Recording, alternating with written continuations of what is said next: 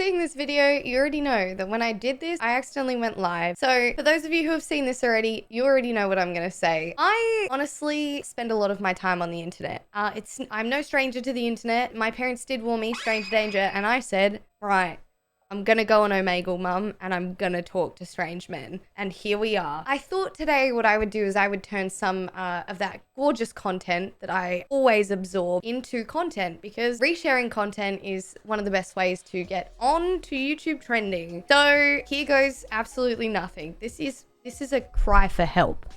This is a cry for help. I don't know what you guys want. I don't know how to get into the YouTube algorithm, but I'm going to try my best to. Now, sometimes when consuming content online, you come across an absolute golden nugget, a little golden nugget of content. And sometimes you see something that makes you think, should we all really have access to the internet? Should we? But it also makes me think, let the memes be memes. So this week's video is going to be a TikTok deep dive, because we all know that TikTok is an absolute festering bacteria pool of great and terrible content. And I think I have just discovered the world's most untrustworthy, trustworthy man. Joe on a boat. Now I'm going to watch some of his content. I'm going to watch some of his content with you guys watching as well, so that we can get a feel for each other, so that you can understand the emotional state that I was going through when I watched his content. Because something about Joe, right? I know what you're thinking, that he lives on a boat. It's not that he lives on a boat. There's just something about Joe that makes him the most trustworthy, untrustworthy person. I think this is the one that I saw first. Now, a lot of his stuff has made it onto the For You page, right? And we know that the For You page is like where you blow up. But some of his content, and this is the thing, I don't know if this is the ultimate troll, or if Joe is just genuinely the most trustworthy, untrustworthy person in the world. What females really don't understand about sleep brushing is the math. Think about this. If you're asleep for 8 hours and I comb your hair with this brush for 2 to 3 hours, and then you wake up, you wouldn't have to comb your hair for 5 hours. And the beauty of this is you'll feel rested like you slept for 13 hours. Why? Why? First impressions. What's your first impression in the comments? Would you trust this man to hold your drink? Would you trust this man to hold a beverage for you? I need to know, because I feel like, yes, I would trust this man to hold my drink. All he wants to do is brush my hair, right? so that I could get 13 hours of sleep. But there's so many things, there's so many layers to this that I just can't digest properly. And like, my brain gives me like fright and fight, but also I'm so calm. Like, it's hard to explain. I'll play it again. What females really don't understand about I think it's the use of females. I don't know if that gives me the ick, but something about that gives me the ick. sleep brushing is the math. Think about this. If you're asleep for 8 hours and I comb your hair with this brush for 2 to 3 hours, and then you wake up, you wouldn't have to comb your hair for 5 hours. He's got a point, right? I can't watch the rest of this video. The thing for me, right? The thing is how he seems like he's genuinely interested in combing my hair, so I don't have to comb my hair for 5 hours. How considerate is that? Have you ever met a more considerate person to say, I will brush your hair while you sleep so you don't have to? Who in Joe's life told him that we brush our hair and then we don't get enough sleep because we brush our hair? Who's brushing their hair for 5 hours around this man? I certainly know it's not him. It's definitely not Joe. I know he's not brushing his hair for 5 hours. If he is, his scalp is gonna need some moisturizer. Now, this is one of my favorite videos because, again, here's the thing. I have this sense of ease, right? I have this real sense of ease because what he's doing is so considerate. But at the same time, there are so many questions to be had. Just have a look. I personally inspect each and every piece of candy I hand out. I vacuum seal all my candy and take the wrappers off so you can see through it. This hasn't been dipped in anything, and it's for you and your mother. I Okay. Okay. What? This is what I'm talking about. I personally haven't dipped this like, okay, there's a lot to unpack. Number one, Joe's been very considerate here. He has vacuum sealed all of this candy for you. So you don't have to unwrap it. but you still technically have to unwrap it, right? Because he's vacuum sealed it. And then he just throws in there so casually. It hasn't been dipped in anything. And I was like, you know, Joe, I really didn't think about that until you brought it up. And now all I can think about is like, maybe it's chloroform, right? That's what I thought when I first saw this. And then I also saw this TikTok, which didn't help. Although demonized in Western culture, chloroform can serve as an effective refrigerant. In addition, microdosing yourself with this sweet-smelling chemical has myriad health benefits. Despite this, before you microdose someone else with chloroform, you first want to check with them and make sure that they want to have a great day. Joe, you had me at vacuum sealed candy, and then you lost me at microdosing people with chloroform. You see where the like line is being like a little bit, and I don't know, like I'm saying, I don't know. I'm gonna lie. I just need to cool down a second. I don't know if this is like the ultimate Rick roll, right? I feel like this guy has such a good sense of humor, but at the same time, I'm like, is this just how he is? Is this just how Joe is? Is this just how Joe on a boat lives? Does he vacuum seal his candy, but also maybe microdose people with chloroform? I don't know. This is why I'm like, would I trust this man? He says he's trustworthy, and there's a sense of like, I would get in his van, and I might regret it, but I feel like I wouldn't, and so I would. You picking up what I'm putting down? I kind of want to go and visit Joe on his boat.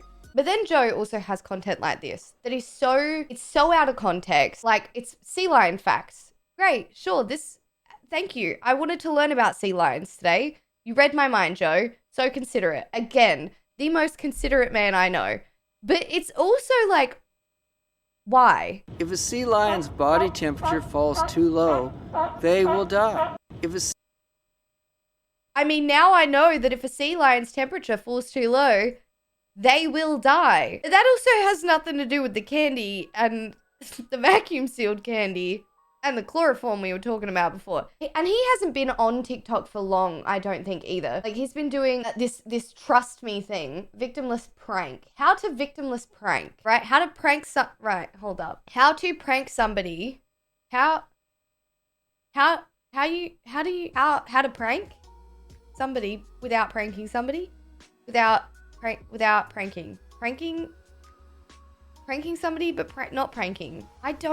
This is my victimless prank of how to call someone a goofy melon head.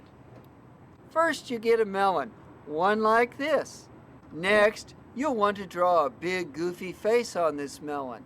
So now we're getting done with this goofy face. As you can see, you attach this note with anything you do have, such as this, and I will be leaving this at this person's home. Oh no, Joe! I realize somebody thinks they're a big goofy melon head. A completely harmless, victimless prank you can pull on your friends. This man is gonna catch a case. Maybe. Does he? Is that intentional, Joe? Did you just stick it in there? No pun intended. On purpose? Or were you just like, it was all going so well for you. So well. I was like, oh yeah, it's kind of funny. Melon head. I think you just had to, little slasher. Is this the ultimate? I think this guy might be the funniest man on the internet. And he just doesn't know it. Or maybe he does know it. Like, I'm finding it hard to comprehend. By the end of this video, you too will trust Joe and his vacuum sealed chloroform candy. Here aboard my yacht, I only have the really fun bunk beds. As you can see, ladies, these are the fun kind of bunk beds. They're not the creepy kind of bunk beds. Bunk beds are really popular around the world. There are some of these boats that have the real creepy beds. I only have the fun bunk beds. And of course, ladies, I know how much you're looking forward to these fun bunk beds. Here aboard my... I don't get it. This is, and look at the hashtags. Look at the hashtags here. Bunk beds, handsome man, hospitality, boat, Joe on a boat, trust. Like, I didn't know that bunk beds could be creepy bunk beds, Joe. I want to go on your boat, but I'm a little bit hesitant. I just... Now, by now, if you haven't already gained so much trust and respect for Joe on a boat, what I'm about to show you is going to change your mind. After this clip, you will feel so safe and secure in Joe's presence that you too will want to party on Joe's boat with his fun bunk beds and his vacuum sealed chloroform candy. I can't get over that.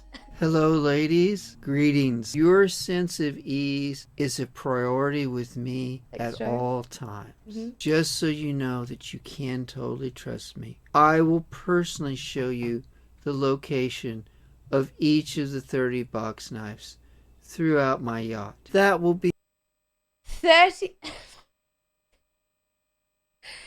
box knives, Joe. That's one too many. I'm not trying to be funny. I think that's one too many. If you had have said 5, I would have been like, you know what? Sure, that is a reasonable amount of box cutters to have around your yacht. 30? What do you do with them? the first thing I will do. You can reach out and get one if necessary for whatever reason. This should make you feel much more relaxed and, of course, trusting of me. It because does. it's a big world out there And with then all kinds of people. there's Hello, that. ladies. Right? It starts off pretty good. And I'm like, you know what? That makes sense. And then he drops the bomb of 30 box cutters. And I'm like, red flag, that's a lot of box cutters. And then he's like, but I'm going to show you where all of them are so that if you need to, at any point, defend yourself, you have a box cutter. And then I'm like, hold up, Joe. That also means that you have a box cutter because you know where those 30 box cutters are. And then he's like, so that you can feel safe in my presence. And I'm like, suddenly this like soothing sense of safety rolls over me.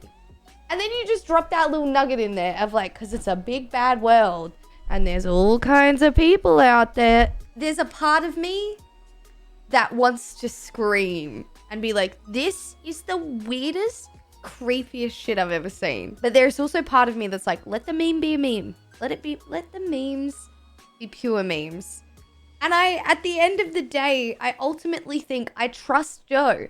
I would trust Joe to hold my drink. And it's just, there's something about him. But there's also something about him that makes me want to call 911. If you trust Joe on a boat, give this video a like and subscribe. I will try and do more TikTok deep dives when I find stuff that I think is just, you know, a little nugget of hidden gold on TikTok. Do you trust Joe to hold your drink and give you vacuum sealed candy that's not microdosed with chloroform and a nice little melon head threat that's not a threat?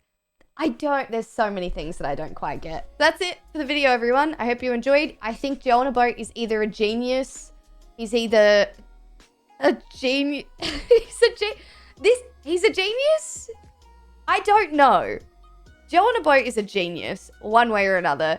And either way, I want to go on Joe's boat. So if I go missing, the last place I was, there was 30 box cutters around me. And I knew where every one of them was, but I probably didn't make it past that chloroform candy. I'm out.